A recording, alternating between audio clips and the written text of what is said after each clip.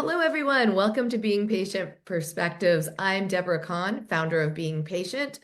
As many of you know, we love to highlight people who have been an Alzheimer's diagnosis to check in and really talk about how they're living with this diagnosis. It gives me great pleasure to introduce Denis Lowe. I met him because actually Denis and his colleagues interviewed me for a podcast.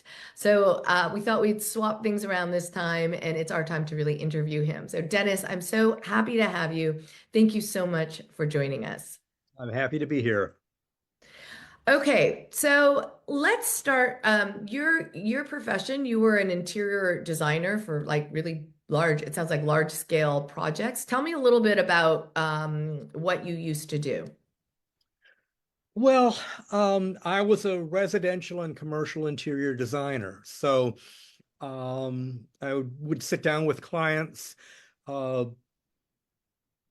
they were concerning large projects, concerning, their high net worth people, uh, sophisticated folks with definite ideas as to what they wanted to accomplish for their commercial or residential space. So we would sit down for several meetings. I would draw, artist sketches. I would draw floor plans. I would marshal together um, choices for them. What's really challenging about that is that, say, like one piece of furniture, a chair. Well, I worked with a couple hundred different companies, so perhaps each company offered 100 chairs, so 20,000 chair variations with maybe 15 or 20 different finishes, and then 400 or 500 fabrics. So you do the multiplication, and the choices very soon run up to the millions. And that's one element in a room.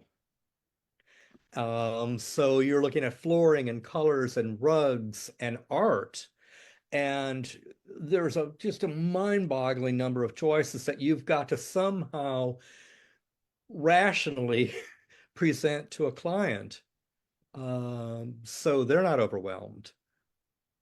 So And I think I know where you're heading with this. And we hear this from people who are early on when they're kind of wondering, is something wrong or not? I'm not performing in my job. So I think, and tell me if correct me if I'm wrong, that maybe like multitasking and thinking about all of those things at one time got more difficult. Was that the case? well, that's exactly it. That's exactly it. And to the point where presentations were compromised, to the point where I had to rely on people I had thankfully worked with for a number of years, who were all very gracious and saw that I was deteriorating and saw that I could no longer call on skills that I had always employed. Did you And think though, Dennis, at the time, maybe, oh, it's just normal aging, like I just can't remember things as well as I used to, or when did the red flag go off for you? Oh no, no, it was never that. It was never normal aging, because normal aging is just a very slow, even descent.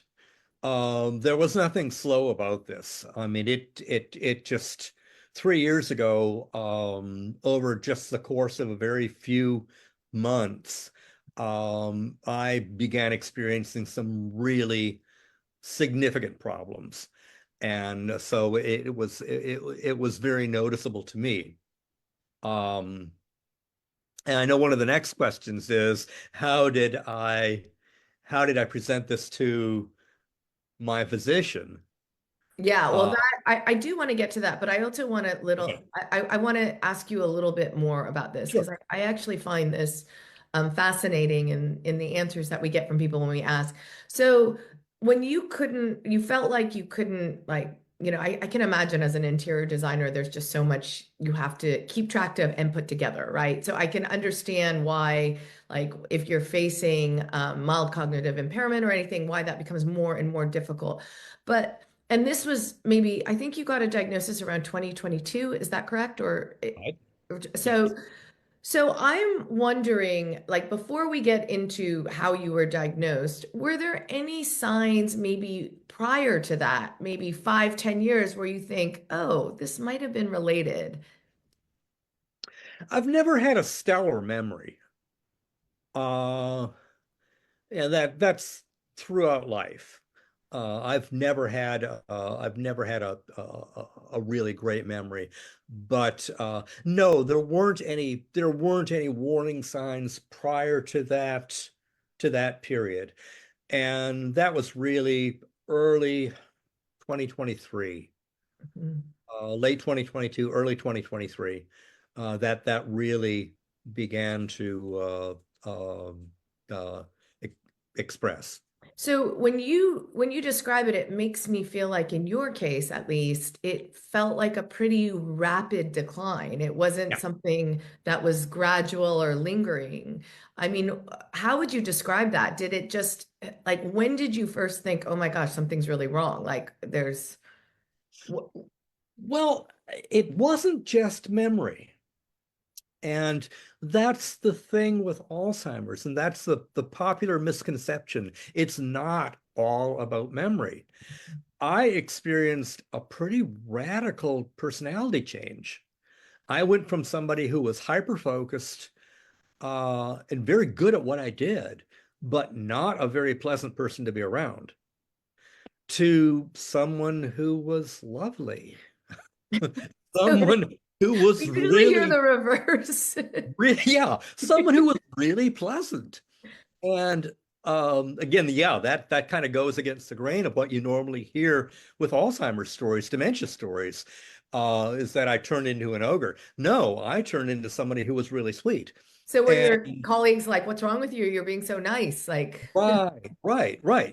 So that was as prominent a change in me as the sudden declining memory, or the really apparent declining memory, was that my whole personality had changed. So there were some minor changes like gait changes. I began balance. So were you shuffling, falling or just shuffling or what was that? just shuffling. There was also some issues with oh heck, what's the word? Uh um Proprioception. It took a while. Just being aware of me floating in space, of Ah, the I space see. that I was occupying. So I would run into things Mhm, because I wasn't really as keen on just where I was mhm. in the picture, if It's that the makes any visual sense. spatial awareness. Yeah, yeah. Mhm. And so you bang your hand on the side of a table, or you kick a leg on the side of a table, or something like that. Things you've never done before, but it's really because you're not fully aware or as prominently aware of the area you're occupying in space, if that makes any sense. Yeah, So, that does that. And actually, that's something we hear quite a bit. I think I've heard it more from vascular dementia people who have been diagnosed. But it is a symptom of neurodegeneration, right? It's depending on which part of the brain it's impacting. Okay, so would you describe the decline in a matter of months? I mean, you talk about the end of 2022 to 23. Are you experiencing these symptoms? Like, is it sudden onset and all of a sudden, like a few months go by and you're like, okay, something's really wrong? Like, describe that to me. well, I mean, my diagnosis is young onset because I just made it. This is my 65th year that this diagnosis was finally arrived at. So young onset, early stage Alzheimer's. But it happened very quickly. It was very compressed. And then the decline leveled out. So had a precipitous drop and then a leveling. So it wasn't gradual at all. It was and then so I haven't really had much of a decline since that point. And I can't, or certainly nothing that I can really measure. So, okay, so you go to the doctors. Who do you see? Do you see a GP? Do you go to straight Yeah, for a I saw a neurologist? GP.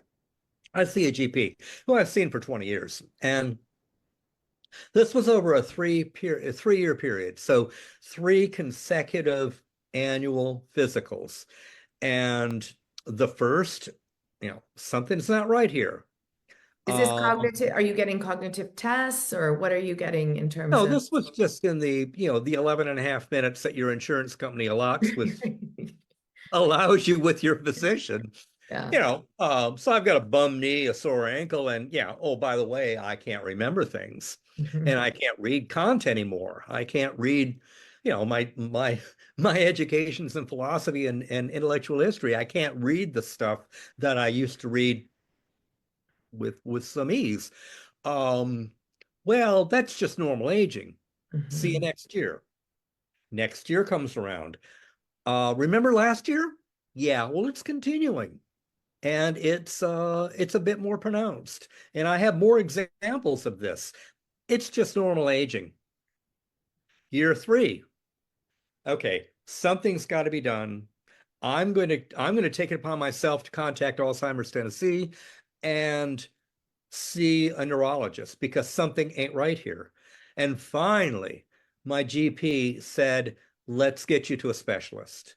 Mhm. So it was only after the third visit and my insisting that something was finally done.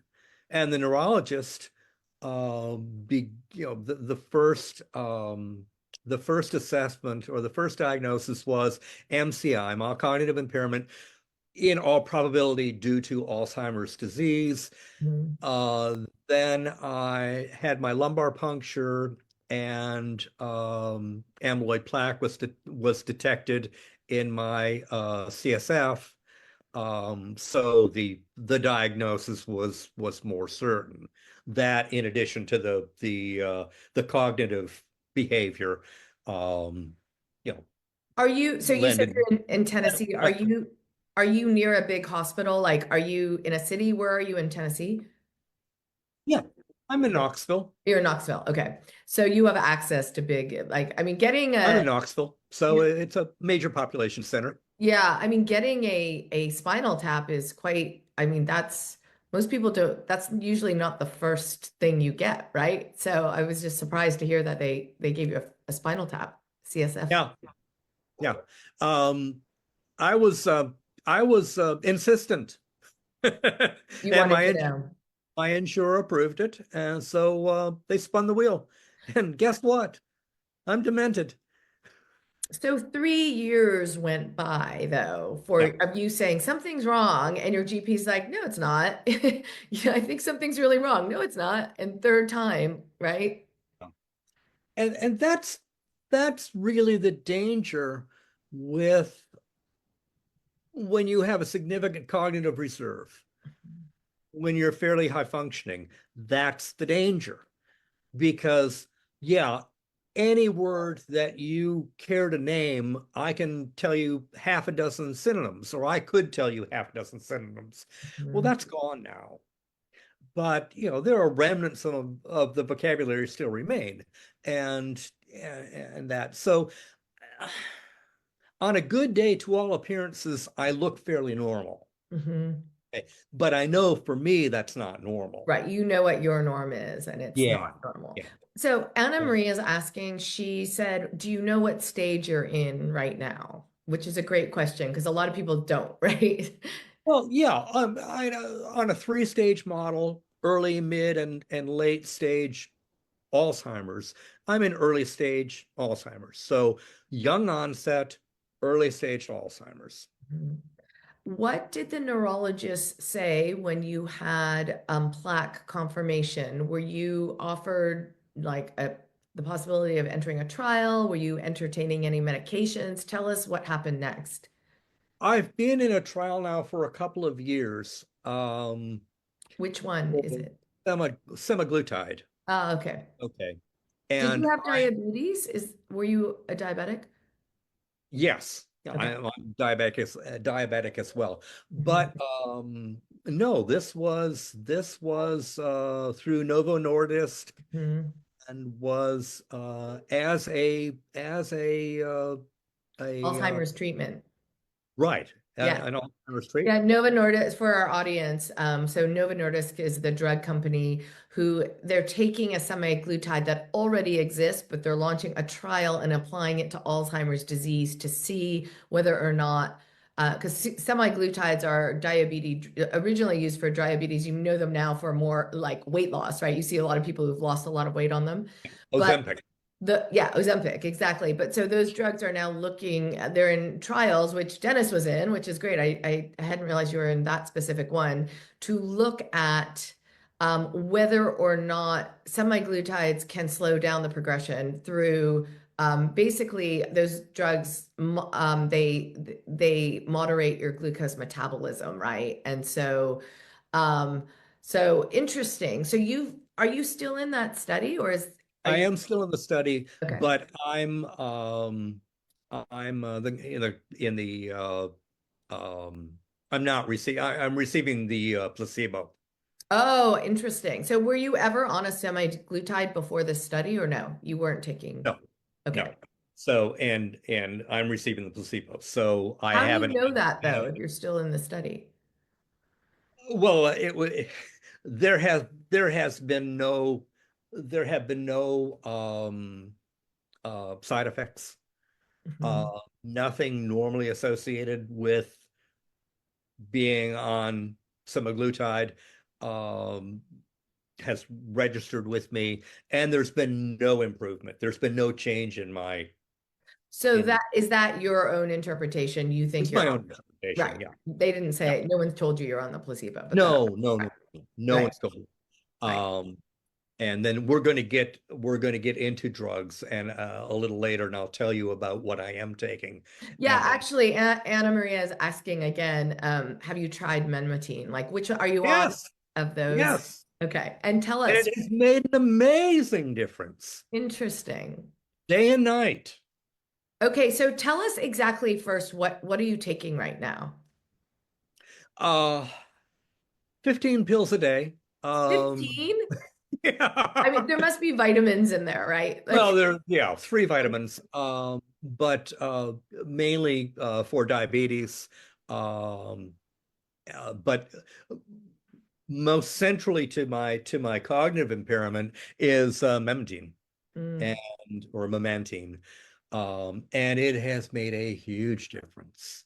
So tell Uh, me a little bit about that. So, okay, so like, so for people who don't know, menmatine it's one of the cholinesterase inhibitors, right? And so those drugs are aimed at really treating the symptoms so they can bring you into a bit of more focus, kind of like the ADHD drugs, right? They're not curing the disease, they're not modifying the disease. What they're doing is they're helping with symptoms of the disease. So if you're having problems with concentration or focus or everything, they might just like bring you that much more into focus so that your symptoms are less severe. Did I explain that right? yes, yes. Yeah. So tell me, okay, when did you start menmatine and tell me how do you notice the difference? Like what is In it? about It's been about 5 months, and there was just overnight. Um, there was an enhanced clarity, um, and a greater, more consistent level of focus. The thing with Alzheimer's, or how it expresses in me, um, is that there are good days and bad days. And there's a huge difference between a good day and a bad day. A good day, I can trick lots of people. I can fool lots of people into thinking that I'm a cognitively fully functioning person. Um, but bad days are really bad. I mean, there will be days that I won't utter a sentence in the course of a day. I won't be able to read.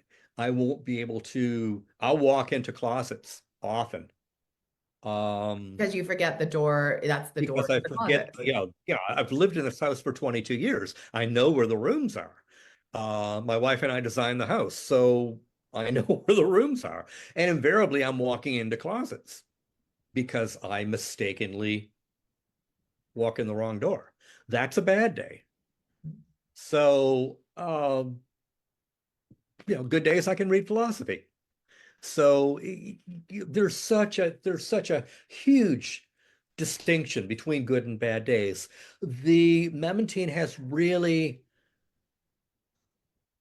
reduced that um reduced that uh Symptom. yeah. And I have many more good days. So can you read like okay, I'm fascinated with the reading because we hear about this a lot. Like people who Yeah. used to read a lot, they can't focus anymore, right? Is it a focus thing or is it a retention? Like I can't remember what I just read, so it takes me forever to get through a book. Like what is it? What Well, is that like? it's a retention thing. Mhm. Um, I mean, I'm starting my 20th book for the year, right? Today, 20th for the year? 20th for the year. We're only So in February. yeah, I know. So What? I'll read 40,000 pages this year. That's And crazy. yeah, and I've always loved to read, and I always imagined retirement, being sitting on a beach with coffee in the morning, adult beverages afternoon, with a stack of books. Well, essentially, I'm living that retirement, so that's good. Unfortunately, and when I read, it's a lot more like reading poetry now than prose. Right. I can appreciate a sentence. I can appreciate a paragraph. I certainly recognize good writing when I read it, and I read good writing. Um, but to remember a paragraph, two or three paragraphs later, remember the content, the nuanced content, no. To remember, I can track the general course of a story. I can't recall nuances at all. Um, so reading's kind of taken on a different meaning for Mhm. me. And again, I'm pedantic. I love good writing. I love words. I love expression, and I appreciate that no less now than I ever have. But sentence by sentence. Do you write, Dennis? Not much anymore, and not creatively. Mhm. Not creatively. Yeah. Uh, So tell me a little bit about, I love how you're doing this podcast. Tell me a little bit first about the stigma of Alzheimer's. Was that a problem for you? Did you feel like, oh, I don't want to tell anyone, or this isn't really me? no, because I was so insistent on the diagnosis. I need a diagnosis because I want to go to Alzheimer's Tennessee and knock on the door. And I felt I was being ingenuine knocking on the door without a diagnosis because I knew what was going on. My mother and both my mom and dad suffered from Alzheimer's. Oh, I So see. I had seen it. The trajectories of their journeys were quite different, but but still, I was well familiar with their journeys. Okay, so I Mhm. recognized it, and I mean, I certainly wasn't keeping it from anyone. And I wasn't afraid, in a situation, even fairly early on in a situation, I have, just telling people I have cognitive challenges. Can you speak a little bit more slowly? Because I'm having a little difficulty processing what you're telling me. Mhm. And that's become more of a problem. It's gone, I meant to mention this earlier, but it's now the the the greater memory problem has become more of a processing problem now, Mhm. where it's begun to affect thinking. Mhm. Uh, and that's a big change. That's a big step, Mhm. going from having impaired memory, and then depending on how cognitively or how uh, uh, upon your resources, how you worked around that, to this disease now affecting the way you think Right. and affecting your ability to think and your success at processing. Your self-awareness is huge. I mean, you must have a huge cognitive reserve too, because I think a lot of people wouldn't be as in tune with those changes, right? It's hard to pull yourself out of your own body and look at yourself objectively, but you are. Okay, we're getting a lot of questions around the medication because I think probably what people are thinking is, God, Dennis seems like he's like doing quite well, in terms of, so they want to know what meds you're on, I think. Um, Laura she says that her mom uses, oh God, I think it's the Exelon patch, rivastigmine, I think is how you pronounce it. She's wondering, are you on that? Is it the same function as menmentine? And then Joanne was asking about Aricept. She goes, what about Aricept? Were you on that? And have you been diagnosed with vascular dementia as well as Alzheimer's disease? And then I threw a lot at you at once. Let me let you No answer to that. no to all three. Okay, so you're only on menmentine I'm right only now. on memantine. I have not been diagnosed with anything other than Alzheimer's, though I did exhibit um some Lewy body like symptoms. The gait change, Mhm. uh to the point that I walk a lot. I've run a good part of my life, and I still walk 5 miles a day or so. And at times my gait has slowed by half. And at times I've had trouble walking. Mhm. Uh, and been no physical change in my limbs, my feet, my legs. Nothing has changed. It's entirely my brain not or telling me, giving different information to my limbs Right. as to how to behave. And Joanne's also asking about care. So how much care does your wife provide, like driving or medication management, or are you pretty independent? Like what, tell my us a little wife, bit about my wife is wonderfully supportive, but my wife works full time. Okay, so I'm home alone with four dogs and a cat, all day. Um, I have not driven in 2 years. Was Um, that your own decision? You didn't feel comfortable? yes, I voluntarily handed over my keys and sold my car. I became, there's another thing, uh, in my case. People talk about anxiety, a heightened anxiety. Screw anxiety. I suffer from fear, extreme anxiety that is best described as fear in some instances. And a lot of that became apparent when I was trying to drive. Mm, That I was confused. and really uncomfortable and really felt myself unsafe driving the car. Right. My wife now for 2 years has done all the driving. Now, the one confounding factor, I still ride a motorcycle. What? 10,000 miles. I'll ride 10,000 miles this year. But I rode wait. But 10,000 motorcycle miles is last. balance more too. Yeah. How about that? How does that work? It's confounding.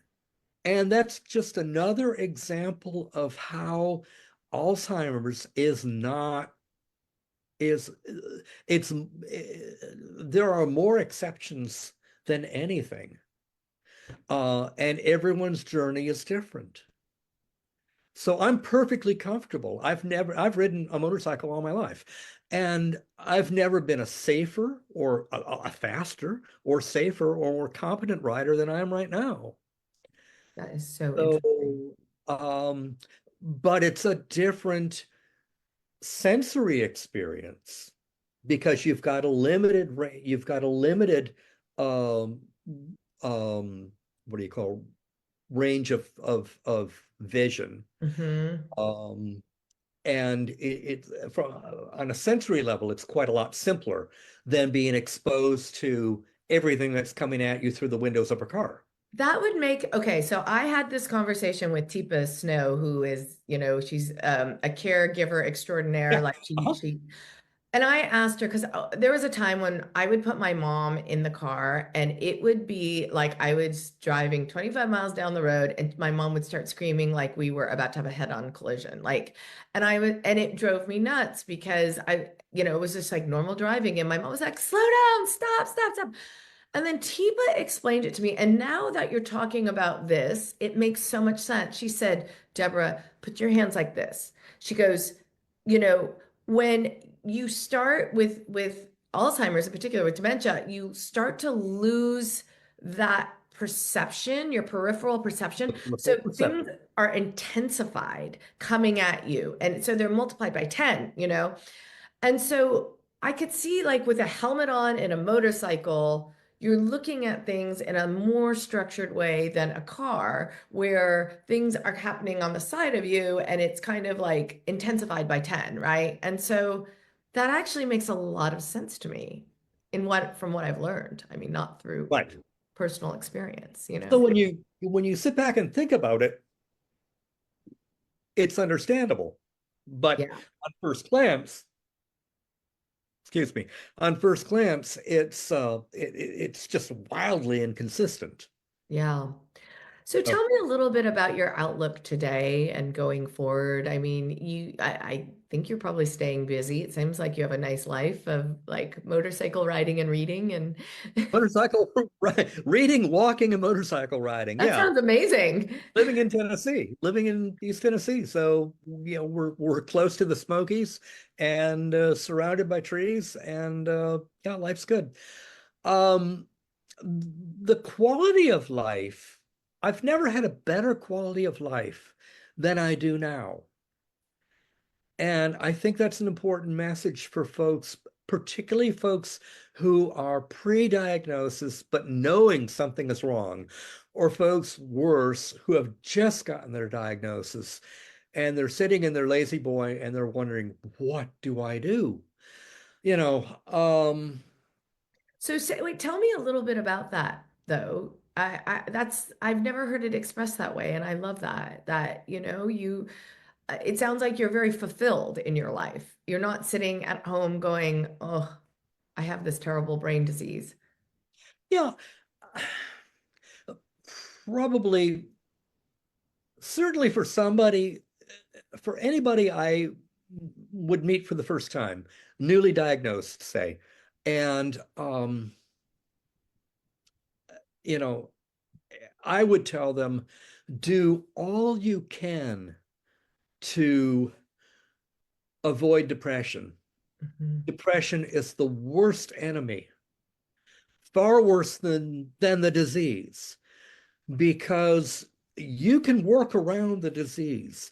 You can find some things which were never never find some coping mechanisms that you had never developed, you've never had to develop, which will develop in your response to living with this disease. So you've got more tools in your arsenal than what you think. But depression is the enemy. Are you social, Dennis? Do you see a lot of people? Do you have a lot of Yeah, friends? yeah. Yeah, I mean, this is the fourth meeting this week. right. Oh, yeah. I'm a member of SET, which is Sharing Experiences Together, which is a group who meets in person every week, once a week. There's between 8 and 12 of us. We'll get together and meet and talk Does for an everyone hour. have a diagnosis? What is it for? Everyone has a Okay, diagnosis. got it. So different flavors of dementia, Yeah. whether from, whether Alzheimer's or Lewy body or frontal temporal, or one dementia due to mild cognitive impairment due to MS. Mm. So different diagnoses, but we all have some sort of dementia in common. And then we have um, um, uh, twice a week Memory Cafe, Hmm. which is a virtual meeting, a Zoom meeting, where we get together twice a week, and then a meeting on Wednesday where for those living with a diagnosis, which is kind of a subset of the first group. Um, so I meet with them, and then I'll chat with people who I've been asked to have a word with just about my experiences, especially newly diagnosed folks. Hmm. I can So yeah, imagine you'd be an enormous resource to those people. You talked about your parents both having Alzheimer's disease. Have you had a genetic test? Do you know if you have a genetic relationship to the disease? no, I have not. You haven't And gotten genetic testing. my daughter has not. Um, and we've talked about that. Uh, but uh yeah, Dad retired from Ford Motor Company at 62 because he was exhibiting mild cognitive impairment. Hmm. Of course, that was decades ago, and there was, it was hardening of the arteries or senility, just you know, the aging thing. And then he began a slow descent over the next 20 years. Hmm. But for 75% of the time, he was mute, Couldn't speak anymore. did not speak. So where my Do you? mom, Right. it was 2 years. It was just Mhm. very, very compressed. She went from being lucid, articulate, on top of things to being in a lockdown unit in a nursing home 2 years later. Do you ever wonder if you had, like, do you believe your diagnosis Alzheimer's, or do you think it could be a mix of dementias? Have you done any research to that? I'm just curious. It could be, but this is also a question that you hear from folks who have a diagnosis. Well, what about the other dementias? What about further testing? I want to know if I'm being impacted by this and this and this and this. And very often, specialists, very often neurologists or gerontologists will say, "What's the point?" Mm. Really, I mean, and we were talking about that in group just a couple of days ago, where somebody was really interested in finding out what else affected him, and he was frustrated with his doctor's advice just to not concern yourself with it, just make the most of each day. It Has doesn't any really affect things. have any of your doctors talked to you about the new monoclonal antibody therapies that are out No, there? No one's mentioned it. no, And that's not something that you're pursuing, I take it. no. And I'm not pursuing uh oh, I have a person, one of the groups, is receiving weekly injections. The infusions of Leqembi or donanemab, one of those. Right, weekly Yeah. infusions. And that's not been suggested for me. And I think my neurologist is happy Mm, with my cognitive state at this point. yep. I really have to believe that she doesn't think I would benefit from any further courses. Right. Well, Dennis, it's really, I mean, thank you so much for sharing. And you're very articulate and so in tune. And, I kind of feel like you're inspiring that you're showing us that, yeah, it's not that bad right now. And I love what you said about living the most fulfilling life. That's amazing, so thank you so much. Well, I guess I just want to end on how do you look at the future? Like like, do you think about it much? Do you think about maybe what the future holds? I really don't I really don't know. I mean, if there are any more precipitous drops, uh, like I first experienced, then my future is going to have a very different appearance than what I now imagine. I now imagine there being a gradual descent, a gradual diminution of my Mhm. abilities, not a plummet. If there's a plummet, that's going to be a different case. Uh, I don't know. I don't know. I don't know. I certainly have some thoughts about just how willing I'm going to be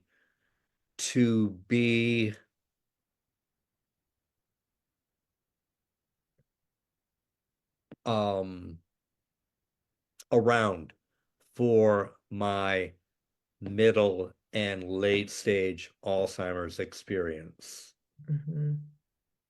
Um, I, I I have a lot of trouble seeing myself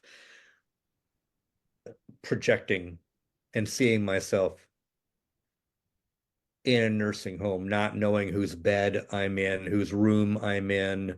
Mhm. I don't see that as a part of a future reality for me. Yeah. So Yeah. we'll have to see. Well, thank you.